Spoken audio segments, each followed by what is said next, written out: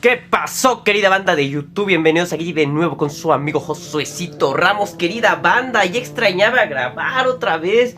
Espero que les haya encantado los videos anteriores, y recuerden que siempre estaré leyendo sus comentarios y sugerencias, ¿vale? Ahora, querida banda, continuamos con este enigmático relato. Week 8, el auto perverso.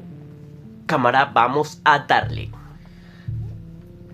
Entonces, Curtis. Dos hombres sentados en el banco de fumadores a la luz de un sol de verano, y pronto se habrá muerto uno de los dos. Tratándose de vidas humanas, al final de cada cadena hay un dogal, y Curtis Wilcox casi ha llegado al suyo. Lo del mediodía será lo último que coma, pero ninguno de los dos lo sabe. Este hombre condenado mira al otro, que está encendiendo un cigarrillo, y piensa que ojalá también pudiera fumarse uno. Pero lo ha dejado, salen caros. Como no se cansaba de criticarle, Michelle, pero más que nada, son las ganas de ver crecer a sus hijos. Quiere verles graduarse, quiere ver el color del pelo de sus hijos. También tienen planes para la jubilación. Él y Michelle lo han comentado 1000 veces. La autocaravana que les llevará al oeste, donde puede que acaben instalándose, pero se jubilará bastante antes y solo. En cuanto a fumar, no hacía falta que hubiera renunciado a ese placer, pero eso no se puede saber. De momento el sol de verano es agradable, más tarde hará calor, mucho calor para morir, pero ahora es agradable. Y del otro lado del camino se está quieto. Va estándolo por intervalos cada vez más largos. Cuando hay lucimotos son más moderados. El trooper condenado es de la opinión de que está gastándose. A veces, sin embargo, Curtis sigue oyendo los latidos del corazón de la cosa, su llamada en voz baja, y sube que conviene no bajar la vigilancia. En su trabajo, para hacerlo, ha rechazado cualquier otro que no sea el de simple trooper. A quien se llevó el Week 8 fue a un colega suyo, pero entiende que de alguna manera también se quedó con todo lo que le hacía falta de Curtis Wilcox. Nunca se ha encerrado en el maletero, como estuvo a punto de hacer Judy Rogers en 1988. Ni ha sido devorado vivo por el Week, como es probable que le sucediera a Brian Lippi, pero da igual, está en su poder. Siempre lo tiene rodando en la cabeza. Lo oye susurrar como los pescadores, que aunque estén durmiendo en casa oyen el susurro del mar. Y un susurro es una voz, y algo con voz puede. Se gira hacia Sandy Dearborn y pregunta: ¿piensa? ¿Observa y piensa? ¿Espera la oportunidad? A Dearborn, los veteranos escondidas aún le llaman el sargento nuevo. No le hace falta preguntar a qué se refiere su amigo. Tratándose de la costa del cobertizo B, están todos en sintonía, y a veces Curtis sospecha que hasta los que se han ido de Trop D por un traslado, o que han cambiado el trabajo en la PSP por otro más seguro, sienten su llamada. A veces sospecha que les ha marcado a todos, igual que los Amis con la ropa negra y las calesas negras, o como te mancha la frente el cura el viernes de ceniza, o como los presos que trabajan en la carretera encadenados los unos a los otros, cavando una zanja de longitud infinita. Yo estoy casi seguro de que no, dice el sargento nuevo, pero se reservó la función más terrorífica para cuando aquí no había casi nadie. Dice el hombre que ha dejado de fumar para poder ver crecer a sus hijos y darle nietos, como si lo supiera, como si fuera capaz de pensar, de observar, de esperar. El sargento nuevo ríe. La risa tiene una cáscara finísima de desdén. Kurt, en este tema está aspirado.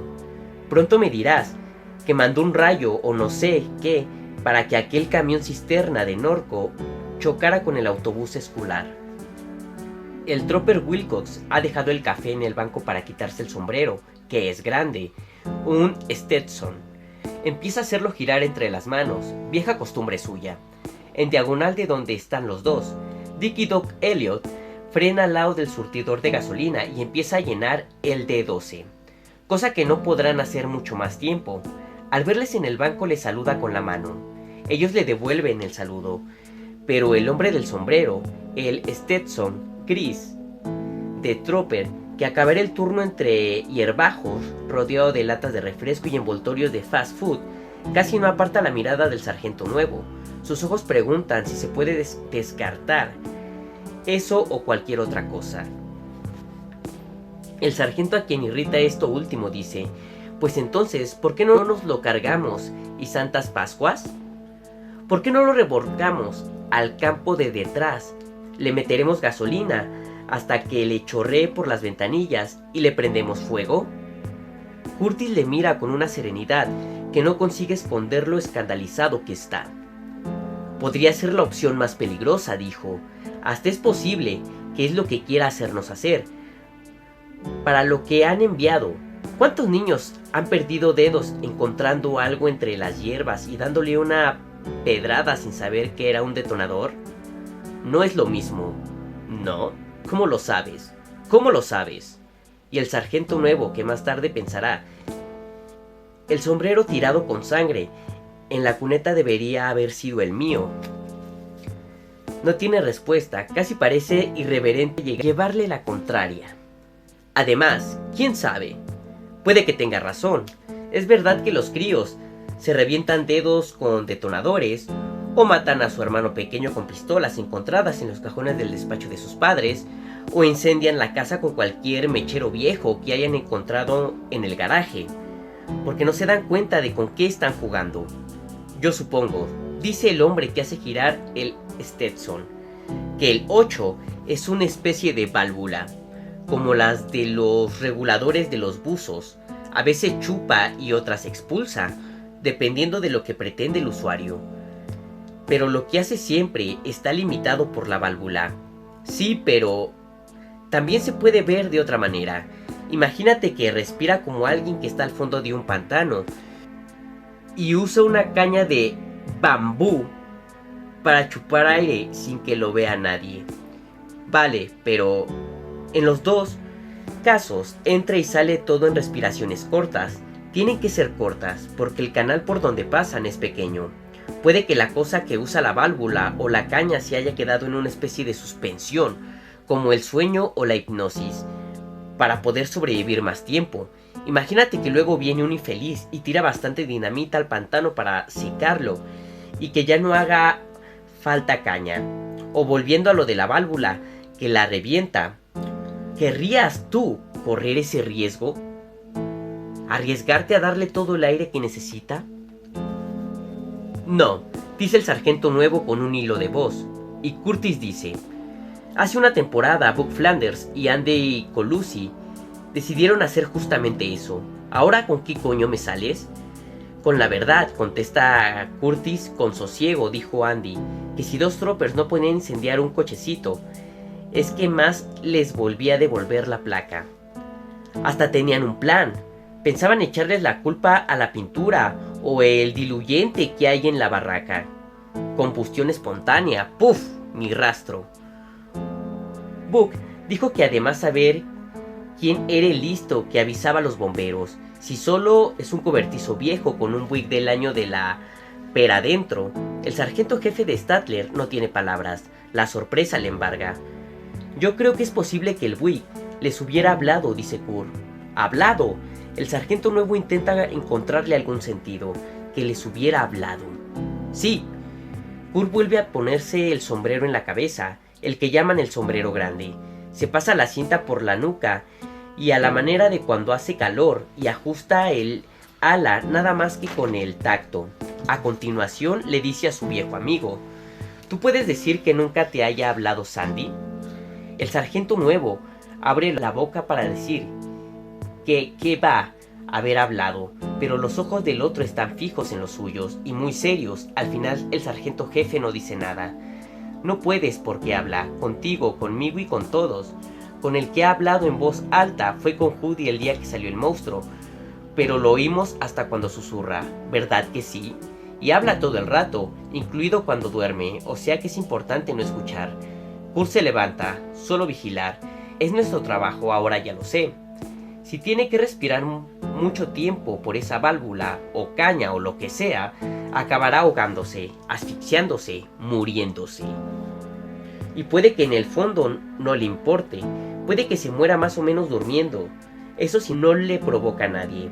Y la manera de no provocarle es no hacer nada, solo quedarse fuera de su alcance. Pero también otra cosa, dejarlo en paz. Se marcha con la vida escapándosele de debajo de los pies como arena, y sin que lo sepa ninguno de los dos. Luego se para y mira por última vez a su amigo. No llegaron a coincidir de novatos, pero han crecido profesionalmente, y ahora el trabajo les va clavado, como un guante, cabe recalcar. Una vez, estando borracho, el sargento de antes definió las fuerzas de seguridad como buena gente haciendo trabajos malos. Sandy le mira como diciendo, ¿y ahora qué? ¿Ya te he dicho que este año mi hijo juega en los juveniles? Solo unas 20 veces. El entrenador tiene un crío de unos 3 años. La última semana, al ir a recoger a Ned, me lo encuentro apoyado en una rodilla, jugando a tirarle la pelota al nene. Y oye, Sandy, que volví a enamorarme de mi hijo, igual de fuerte que la primera vez que le cogí en brazos, envuelto en una manta. ¿A qué tiene gracia? A Sandy no le parece que tenga gracia. Lo que le parece es que quizá sea la única verdad sobre los hombres que necesita el mundo. El entrenador les había dado los uniformes y Ned tenía puesto el suyo. Le tiraba al crío la pelota sin levantar el brazo, con una rodilla en el suelo. Y te juro que nunca ha habido nada más blanco ni más puro debajo de un cielo de verano. Y luego dice: ahora, Sandy. En el cobertizo hubo un chispazo, poca cosa y tan claro que casi era lila. Fue seguido por oscuridad, otro chispazo, otra vez oscuridad. Esta vez una oscuridad ininterrumpida. ¿Ya está?, preguntó Judy, y se contestó a sí mismo: sí, creo que sí. Ned no le hizo caso. ¿Qué?, preguntó. ¿Entonces qué dijo? Lo que dice cualquier hombre cuando en casa va bien todo le explique. Dijo que tenía suerte. Steph había ido a ocuparse de su micro y su pantalla de ordenador, pero fue la única que se marchó. Ned no se fijaba en nadie más. Sus ojos, hinchados y con los párpados enrojecidos, estaban fijos en mí. ¿Dijo algo más? Que la semana anterior habías hecho 2 home runs contra el Roxburgh Railroad, y que después del segundo, cuando ibas por la tercera base, le habías saludado con la mano. Estaba muy contento. Me lo contó riendo. Dijo que tú, en tu peor día, veías mejor la pelota que él en el mejor. También dijo que si querías ser tercer base en serio tendrías que empezar a lanzar pelotas bajas. El chaval bajó la mirada y puso cara de contrariedad. Dejamos de mirarle para que tuviera cierto grado de intimidad. Después de un rato dijo: a mí me decía que nunca me rajara. Pero es lo que hizo él con el coche. Con el puto 8. Se rajó. Eligió, dije. No es lo mismo. Se lo pensó y asintió con la cabeza. Vale, Arky dijo. Me voy a casa, ahora sí. ¿Eh? Pero antes de marcharse hizo algo que nunca se me olvidará. Agacharse y darle un beso a Ned en la mejilla hinchada. Me impresionó la ternura del gesto. Buenas noches, chaval. Buenas noches, Arky. Le vimos alejarse en su cacharro de camioneta y luego Judy dijo: voy a llevar a Ned a casa en su Chevy. ¿Quién quiere seguirnos y volver conmigo aquí a recoger mi coche? Yo mismo, dijo Eddie, pero con una condición. Cuando lleguemos a su casa espero fuera.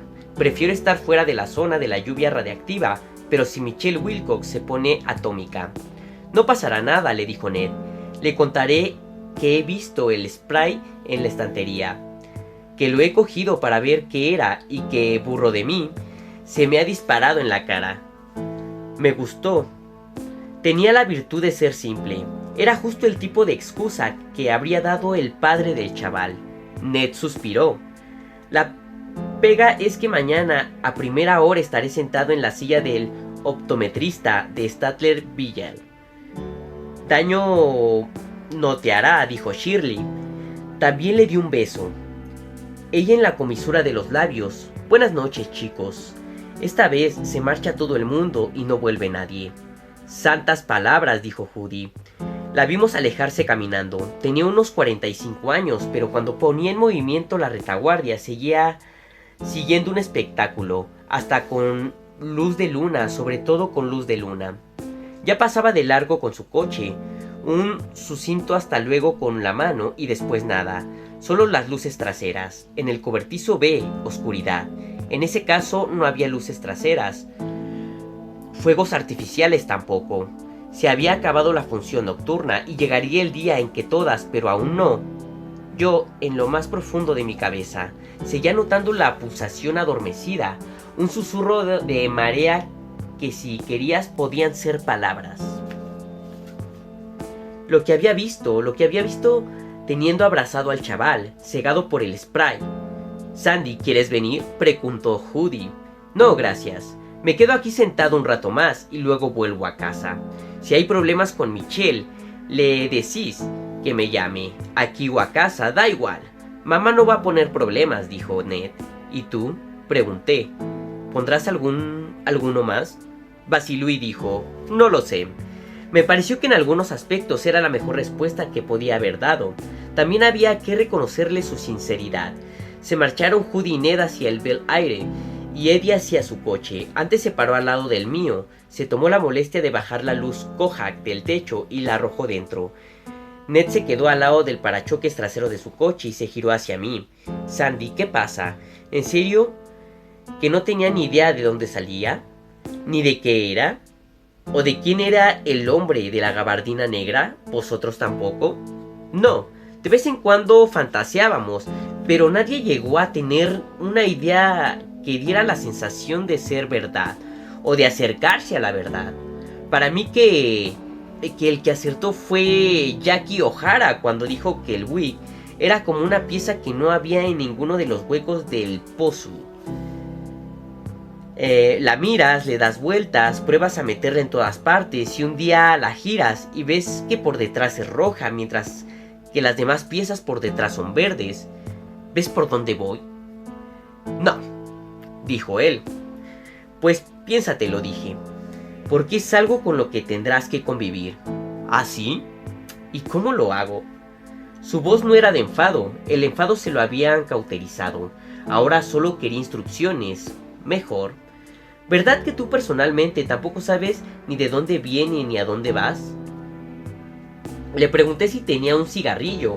Ella me miró con remilgo, casi indignada, y me recordó que no fumaba, como si fuera su peaje, con letrero incluido. A partir de este punto, desviación obligatoria para todos los Wig Roadmaster. Anda, que si viviéramos en un mundo así, ojalá.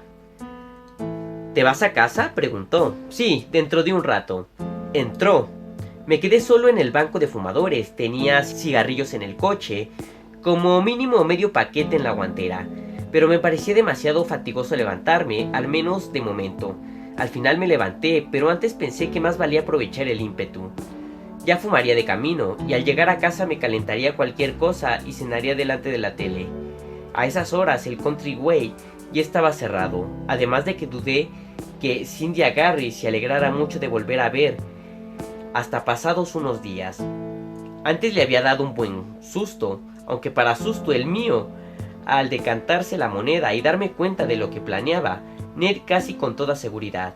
Y eso que mi miedo de entonces no había sido nada en comparación con el terror de mirar dentro de la luz morada con el chaval ciego en brazos y aquel pum pum pum constante en las orejas. Un ruido como de pasos acercándose.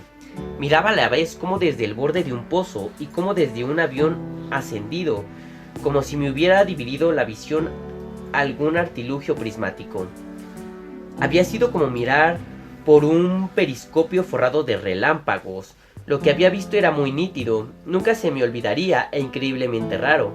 Hierba amarilla con las puntas parduzcas, cubriendo una cuesta pedrosa que desde donde estaba yo subía y acababa de repente en un borde escarpado. Por las hierbas se agitaban escarabajos con el dorso verde. y en un lado crecía una mata de aquellos lirios como de cera. El fondo de la escarpadura no había podido verlo, pero el cielo sí. Tenía un color rojo oscuro saturadísimo y estaba cargado de nubes y relámpagos. Un cielo prehistórico, lo cruzaban cosas voladoras que formaban bandadas desiguales y volaban en círculos. Quizá pájaros o murciélagos como el que había intentado diseccionar Curtis. Estaba demasiado lejos para verlo bien.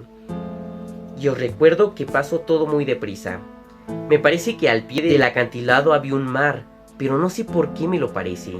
Puede que solo por el pez que aquella vez salió disparado del maletero del Buick, o por el olor a sal. Cerca del Roadmaster siempre se notaba un vago olor a sal que hacía picar los ojos. En la hierba amarilla, cerca del borde inferior de mi ventana, suponiendo que fuera una ventana, había un adorno plateado con una cadenita. La esvástica de Brian Lippi. Los años a la intemperie le habían quitado brillo. Un poco más lejos había una bota de vaquero, de las que tienen bordados y tacones de varias capas. El cuero tenía trozos muy grandes, tapados con un gusto entre gris y negro, parecido a telarañas. Un lado de la bota estaba desgarrado, y por la boca formada por los dos jirones vi un brillo amarillo de hueso, sin carne. La habrían descompuesto 20 años de aire cáustico. Y no sé si la ausencia de carne no se debía a algo más que a simple podredumbre. Mi teoría es que al compañero del colegio de Hedy se lo habían comido, vivo probablemente, y chillando, siempre que hubiera tenido bastante aire para eso. Y dos cosas más, cerca del confín superior de mi ventana momentánea. La primera era un sombrero que también tenía costras peludas de musgo negruzco. Le habían crecido por todo el ala y en la hendidura de la copa. El sombrero no era exactamente el que llevamos ahora, porque desde los años 70 ha cambiado el uniforme. Pero era un Stetson de la PSP, eso seguro, el sombrero grande. No se había ido volando porque alguien o algo lo había clavado al suelo con una estaca de madera astillada, como si el asesino de Ennis Rafferty hubiera tenido miedo del intruso alienígena incluso después de su muerte, y hubiese clavado la parte más llamativa de su indumentaria para estar seguro de que no se levantaría, y se pasearía de noche como un vampiro hambriento. Cerca del sombrero estaba la pistola de Ennis, oxidada y casi cubierta por los hierbajos. No la Beretta automática que llevamos hoy en día, sino la Roger, como la que usaba George Morgan. ¿Ennis también había usado la suya para suicidarse? ¿O había visto venir algo y se había muerto pegándole tiros? ¿Había llegado a ver tiros? Pues como ven, banda, ¿qué hubieran hecho en su lugar de este personaje? Al ver algo que sobrepasa su entendimiento y al llenarle su corazón de profundo miedo, ¿qué harían si fueran este personaje? ¿Se habrían suicidado en lugar de quizá morir de la peor manera en las fauces de algún monstruo, alguna cosa? Déjenmelo saber por favor aquí abajo en los comentarios. Sigamos, querida banda. No se podía saber y tampoco tuve tiempo de fijarme, porque entonces Arky había gritado a Steph que le ayudara y me habían sacado hacia atrás con Ned, colgándome de los brazos como una muñeca muy grande. No vi más, pero al menos quedaba contestada una pregunta. Sí que habían acabado allí, tanto Ennis Rafferty como Brian Lippi. Donde fuese allí, me levanté del banco y me acerqué por última vez al cobertizo. Estaba donde siempre, azul oscuro y no del todo como tenía que ser, echando sombra como si fuera cuerdo, solo gasolina, le había dicho a Bradley Roach, el hombre de la gabardina negra, antes de hacer mutis y dejar aquella tarjeta de visita de metal tan insólita. En algún momento de la última y lánguida tormenta de luz, el maletero se había cerrado solo. Había una docena de escarabajos muertos desperdigados por el suelo. Ya los limpiaríamos mañana. No tenía sentido guardarlos, hacerles fotos ni nada de eso. Ya no nos tomábamos tantas molestias, acabarían en el incinerador de atrás. Yo mismo delegaría la faena en 2 hombres. Estar sentado en la silla grande también tiene que ver con delegar, y al final le coges el gusto. A este la mierda y al otro el bombón. ¿Pueden quejarse? No. ¿Pueden ponerlo en su lista de marrones y pasársela al párroco? Sí. Para lo que va a aprovecharles. Te ganaremos a esperar. Le dije a la cosa del cobertizo. Podemos. Se limitó a quedarse donde estaba, con sus neumáticos de franja blanca, y muy dentro de mi cabeza la pulsación susurró. Tal vez, y tal vez no. Más tarde. ¿A qué son recatadas las esquelas? Sí, la camisa siempre bien metida y la falda por debajo de la rodilla. Murió inesperadamente. Podría ser cualquier cosa, desde un infarto en el váter hasta el navajazo de un ladrón en el dormitorio. Pero los polis casi siempre saben la verdad. No siempre quieres saberla, y menos cuando era de los tuyos. Pero qué remedio, porque la mayoría de las veces somos los primeros que nos presentamos, con las luces rojas puestas y los walkie-talkies de los cinturones soltando un chisporroteo, que al ciudadano de a pie le suena chino. Casi siempre que muere a alguien inesperadamente, somos las primeras caras que no pueden ver sus ojos abiertos. Cuando Tony Scondis nos dijo que pensaba jubilarse, recuerdo que pensé, mejor, porque ya va para viejo. Y de reflejos no es que ande muy fino, la verdad. Ahora estamos en 2006, y el que está a punto de coger la puerta soy yo. Seguro que algunos más jóvenes que yo ya están pensando lo mismo. Va para viejo y no anda muy fino de reflejos, y eso que yo, en el fondo, me noto igual que siempre, con cuerda para rato y ganas de hacer turno doble cuando haga falta. La mayoría de los días, cuando me fijo en el pelo gris, que ahora domina sobre el negro, o en la cantidad de frente que hay desde su nacimiento, pienso que es una invocación, un error administrativo, que acabará solucionándose al llamarles la atención a las autoridades competentes. Pienso que es imposible que alguien aún se siente tan de 25 años tenga tanta pinta de 55. Luego viene una temporadita de días malos, y sé que no es ningún error, que solo es el tiempo avanzando, con su paso arrastrado y tristón. Pero llegó a haber otro momento igual de malo que el de ver a Ned al volante del Buick Roadmaster. Sí, uno. La llamada pilló a Shirley de servicio, un accidente en la SR-32, cerca del cruce con Humboldt Road, vaya, donde antes estaba la gasolinera Jenny. Cuando apareció en la puerta de mi despacho, Shirley tenía la cara como de ceniza. ¿Qué pasa?, le pregunté. ¿Por qué pones esa cara, mujer? Sandy, el que ha llamado, dice que el coche es un Chevrolet viejo rojo y blanco. Dice que el conductor está muerto. Tragó saliva. Hecho picadillo, es lo que ha dicho. A esa parte no le di importancia, aunque cuando tuviera que mirarlo, ya se la daría. Mirarle a él. ¿Y el Chevrolet? ¿Sabes el modelo? No lo he preguntado, no he podido, Sandy. Tenía los ojos más que llorosos. No me he atrevido. ¿Pero tú cuántos Chevrolet viejos rotos y blancos crees que pueda haber en el condado de Statler? Fui al lugar del accidente con Phil Canleton, rezando porque el Chevy que había chocado fuera de Malibu o un Biscayne, cualquier cosa menos un Bill Air con matrícula personalizada MY57, ¿qué es lo que era? Mierda, masculló Phil con contrariedad. Se había pegado la hostia en el puente de cemento que cruza el arroyo Redfern, a menos de 5 minutos a pie de donde había aparecido el Buick y de donde habían matado a Curtis. El Bill Aire tenía cinturones de seguridad, pero él no llevaba puesto el suyo. Tampoco había marcas de derrape. Dios santo, dijo Phil. Esto no es normal.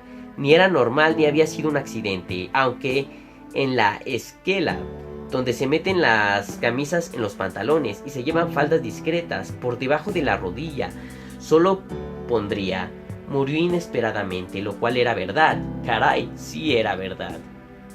Para entonces ya habían empezado a aparecer mirones que frenaban para contemplar lo que había boca abajo en la estrecha acera del puente. Creo que hasta hubo un hijo de puta que hizo una foto. Me dieron ganas de perseguirle y hacerle tragar su mierda de camarita desechable. Por un par de señales de desvío, le dije a Phil: que te ayude, Carl, desvía el tráfico por Country Road, ya le cubro yo. Pero ¿cómo está? Por Dios, a ver quién se lo dice a su madre. Phil rehuía mi mirada. Los dos sabíamos quién iba a decirlo a su madre. Unas horas después, habiendo de tripas corazón, o mejor dicho, haciendo de tripas corazón, me encargué de uno de los trabajos menos apetitosos que comporta la silla grande. Luego bajé al Countryway con Shirley, Judy, Phil y George Stankowski. No sé de ellos, pero yo no me anduve con rodeos. El bueno de Sandy se puso directamente trompa.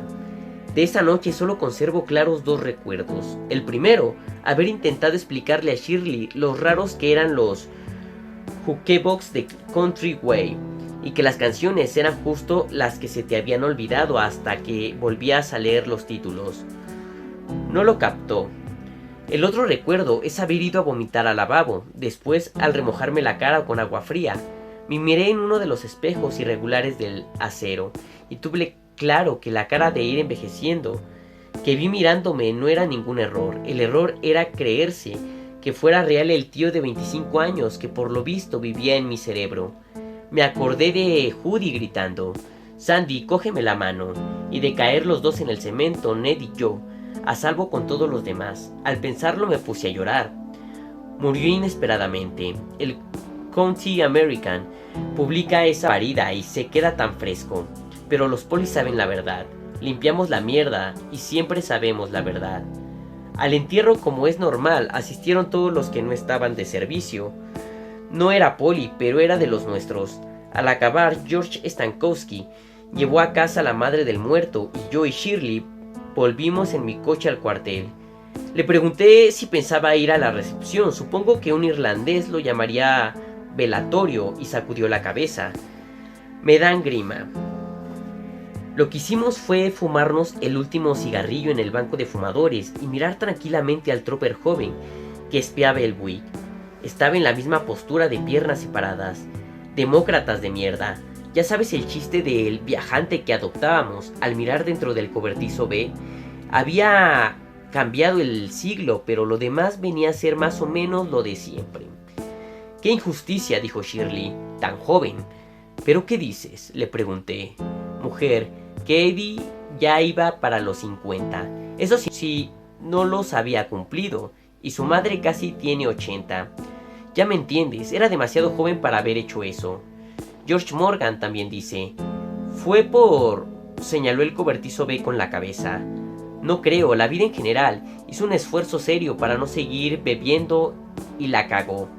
Fue justo después de cuando le compró a Ned a Bill Aire, viejo de Kurt. Siempre le había gustado, la verdad, y Ned en Pitt no podía detenerlo. Al menos el primer año se habría quedado en el camino de entrada de su casa, y a Ned le hacía falta el dinero. ¿Un huérfano que va a la universidad?, tú dirás. Por eso, al pedírselo, Eddie dijo enseguida que sí. Eddie pagó $3,500. 3,200, corrigió Shirley con la seguridad de cuando se sabe algo. 3,200, 3,500, ¿qué más da? La cuestión es que Eddie, para mí, veía la compra como hacer borrón y cuenta nueva. En vez de ir a TAP, comenzó a ir a reuniones de Alcohólicos Anónimos. Fue la parte buena. Para Eddie la parte buena duró unos 2 años. Al fondo del aparcamiento, el trooper que había estado mirando dentro del cobertizo B dio media vuelta, nos vio y se acercó. Noté un cosquilleo en los brazos, de uniforme gris, el chaval, que la verdad es que ahora de chaval nada. Tenía un parecido impresionante con su padre muerto. Supongo que no tiene nada de raro. Es simple genética, una correspondencia que se lleva en la sangre. El toque sobrecogedor lo daba el sombrero grande, lo sujetaba con las manos y no cesaba de darle vueltas. La recaída de Eddie coincidió más o menos con cuando uno se decidió que la universidad no era lo suyo Ned Wilcox se marchó de Pitt y volvió a Statler. Durante un año hizo el trabajo de Archie, que ya se había jubilado y vuelto a Michigan, donde debían de hablar todos como él. Espeluznante idea. Al cumplir los 21, Ned pidió el ingreso e hizo las pruebas. Ahora tenía 22 y teníamos en la casa: hola, novato. Cuando llevaba cruzado medio aparcamiento, el hijo de Kurt se giró para mirar el cobertizo sin dejar de girar el Stetson entre las manos. «Aquí está guapo», murmuró Shirley. Yo puse mi cara de sargento de antes, un poco distante y un poco desdeñoso. «Arregladillo, Shirley. ¿Tú sabes la de gritos que pegó su madre al enterarse de sus planes?» Shirley rió y apagó el cigarrillo. «No tantos como al enterarse de que pensaba venderle el Bill Aire de su padre a Eddie Jacobois. Al menos por lo que me contó Ned. Vaya, que no exageres. Que debía de esperárselo». «¿Cómo no se lo iba a esperar, habiendo estado casado con uno?» Debió de comprender que su hijo estaba hecho para el cuerpo. En cambio, Eddie, ¿para qué estaba hecho? ¿Porque no era capaz de dejar de beber definitivamente? La eterna pregunta, dije. Algunos dicen que es una enfermedad como el cáncer o la diabetes. Puede que tenga razón. Eddie había empezado a llegar al trabajo con el aliento a alcohol, y los demás no disimularon mucho tiempo. Era una situación demasiado grave.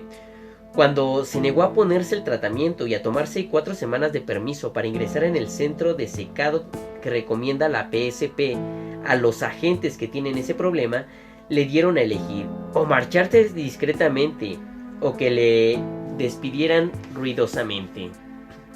Eddie se había ido por su propio pie, y más o menos con la mitad de la jubilación que le habría tocado si hubiera conseguido trabajar otros 3 años. Cuando se acumulan las prestaciones es al final. Yo el desenlace lo entendía tan poco como Shirley. ¿Por qué no había dejado de beber? Con un incentivo así, ¿por qué no había dicho: paso 3 años de sed, luego me jubilo y venga a usarlo para tomar baños? No lo sabía. El TAP se convirtió en el hogar de Eddie cuando no estaba en casa.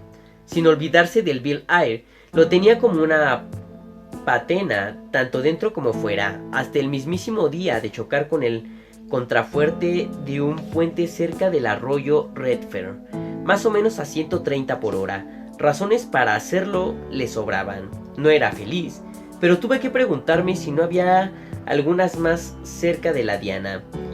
En concreto, tuve que preguntarme si hacia el final no había oído la pulsación del susurro de marea, que es como una voz en medio del cerebro. Venga, Eddie, ¿por qué no?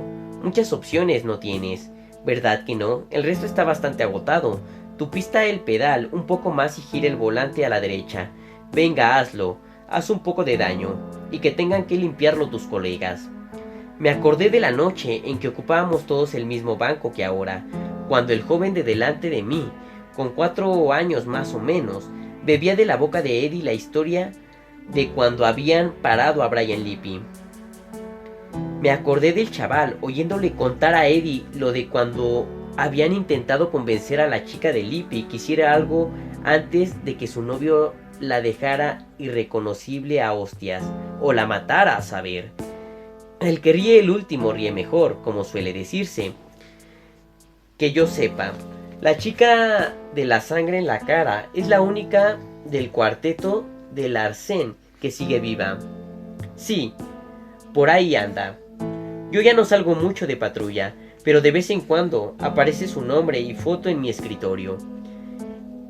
Y cada foto es más cerca de la bruja con aliento de cerveza, nariz partida y polvo a cambio de un paquete de pitis que acabará siendo como no ocurra un milagro.